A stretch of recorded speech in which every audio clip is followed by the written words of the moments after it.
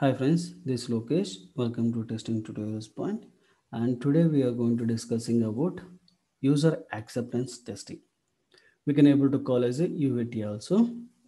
Here is basically verifying whether the software is fulfilling the initial goal according to the user requirement or not. This is a final stage of testing, and here we can able to select unit testing, integration testing, and system testing, and user acceptance testing. Once it is completed system testing, then only we can able to see user acceptance testing. Otherwise we will not. Means in system testing, once they give sign off, yes, it is tested, all basic requirement they develop and QA members develop, tested, then only we can able to start user acceptance testing. And here we can able to check specified business behavior and functionalities of the system, and what exactly the business requirement is given, that and functionality we are going to test. And this stage, what happened in the real world scenarios are also implemented on behalf of end user to verifying software is working according to the requirement.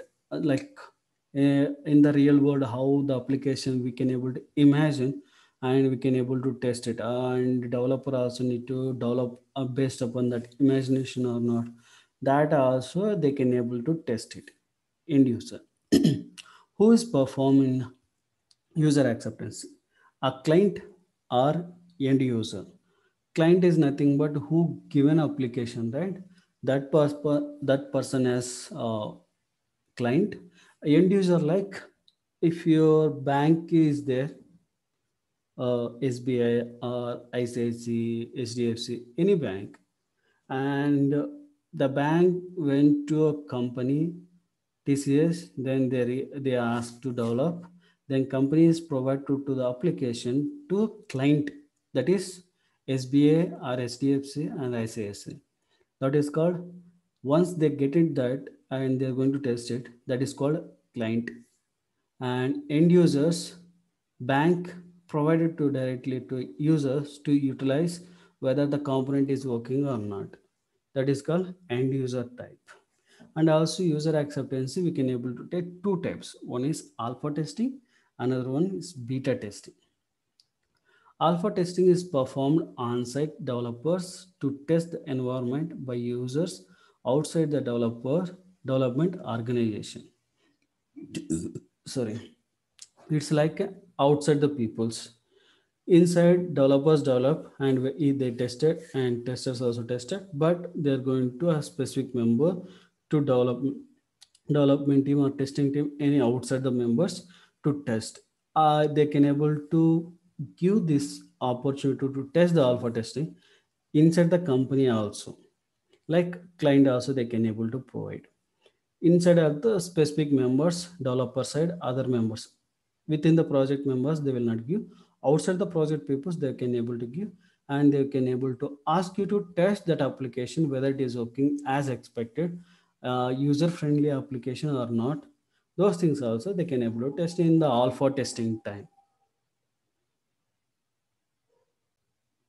Beta testing, it is performed at the client side by real users or customer outside the development organization. Like end users, just now I tell you an example, right? The banking application they're giving to a user, like customers they're going to utilize, right? That beta version they can able to, we can able to see like most of the time Windows, they're releasing like a beta version, and they're going to testing that, and they're going to get feedbacks, and we are sending, right? That also we can able to say beta testing. Outside the world, real world people's also test, and if they are facing some issues they can able to raise a request, like so and so issue is there, like that they're going to rectifying, they're fixing, again they're releasing beta version, like that. And when is it performed? It is performed after system testing. It is a last step before software goes production environment or market, before the stakeholders accepting the product, that we are going to use perform. Like after completion system testing, that entire environment is moving to the production, right? Once it is before acceptance is completed, then they can able to move to production types. And also here some we are getting some random questions like, are the users ready to use this application, and stakeholders whether they can able to use or not. Will the application behave in expected ways? Will the application solve the user's problems? This way, so many questions also we can able to get it in the real time. The stakeholders they can able to ask you this question whether the end user can able to use utilize ready to use that applications or expected behavior is presented. And in case a user is facing some issues, then whether they can able to resolve the issues or not. This way we can able to get some questions. Why user acceptance testing is needed? Basically, developers are technical peoples who code that software based upon the requirement. They understand the requirement according to their knowledge. The developer software, which sometimes may not be the same as what the client want.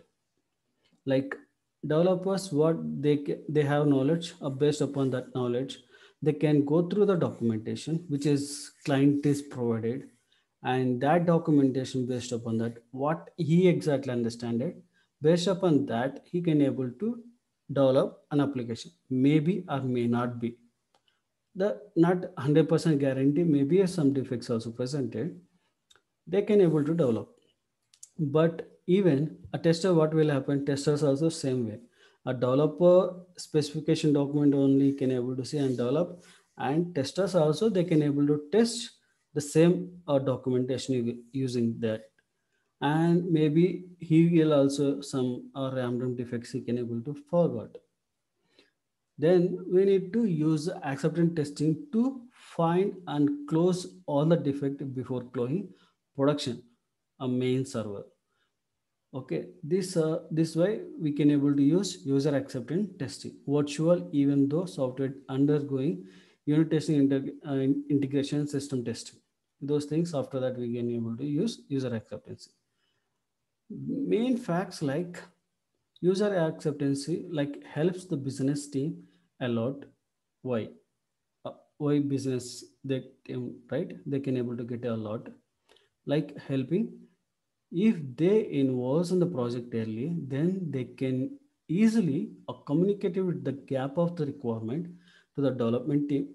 It could be easy for a developer and cost expensive for the business to fix the issues before software goes live. Like user acceptance get help business team only. Why means basically a developer he understand based upon his understanding is develop, and testers are also doing. Maybe sometimes they can able to face some issues, but if finding that after going live some defects, right, that defect cost is more. To reducing the business that particular defect cost, a business team and main requirement people they involved into that, they can able to test it and they can able to achieve some defects also, they can able to close early before going live, they can able to reducing the defects, and the cost will expensive also it will reduce. And user acceptance testing consists of scenarios that validate that the system displaying output according to the end user inputs or not. What exactly inputs are presented end user, those things are matching or not, are displaying or not, they can able to test it. Entry and exit criteria is presented here. Entry criteria is nothing but to accept the business requirement should be available. What exactly business people's requirement is present, that one. Sorry. Fully developed application, whether that entire application fully developed or not. And also this all testing like unit integration and system testing should be complete before acceptance testing. System integration testing should be completed with no soft and toppers and high severity, medium severity defects should not be present. These defects like high severity, critical, blocker, this defect should not be presented before going to acceptance. And also regression testing should be completed with no major bugs open. Any major bugs also should not. Minor is okay, but minor defects also should not be present. And customized errors like some like you can able to say paragraph issues, those things are also acceptable. That errors can able to acceptable. That's a minor. It's a small things they can able to acceptable. And like high priorities, medium severity things that should not be present. And also before going there, all bugs which are reported should be fixed and tested. What are the defects are presented, right? That defects should be reported and the defects should be developer need to be fixed and tester need to be tested. Requirement traceability matrix should be completed and up to date. That like final stage of that also they are going to take a requirement traceability matrix. This is the main important one, user acceptance testing time. And UAT time environment which proper test data. They need a proper test data. Once it is everything is confirmation happen, the sign off from the system testing team that application is ready for UAT means which is the system testing time. The final stage we are see right or sign off. All the things are exactly working and there is no defects like not minor or major defects not presented and critical and blockers these defects is not presented, then they're getting email they will send to acceptance team. These are the things we completed, this is the sign off, then they can able to go for UAT. And how to conduct user acceptance testing, like they're going to do planning, designing, UAT accept testers and bug fixers and sign off. They can able to developers also presented for in case if they are finding some defects, that time developer need to fix it the defects and they need to send. And final sign off should be presented. And existing criteria is nothing but they can able to tell like no show stoppers, like there is no defects presented and it's a defect free application, a smooth working of business process, UAT sign off meeting with the stakeholders. These are the things existing criteria is presented. Once it is everything is clear, then they can give you sign off that application. Yes, you can able to use it. That's all about this UAT. And if you like this video, please like my video and please subscribe my YouTube channel. Thank you.